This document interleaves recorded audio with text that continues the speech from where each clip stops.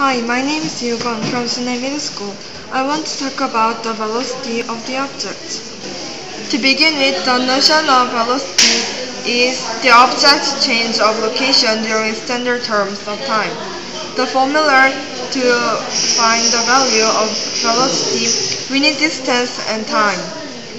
Velocity equals distance by time. So, in order to get faster velocity, we need to spend shorter time when moving longer distance. Now, I would like to talk about the velocities of animals. The fastest land-living animal is cheetah, who can run 150 km per hour. The fastest fish is broadbill, which also called swordfish, can swim 70 km per hour. The fastest bird is bord bassett bird, can fly 200 km per hour.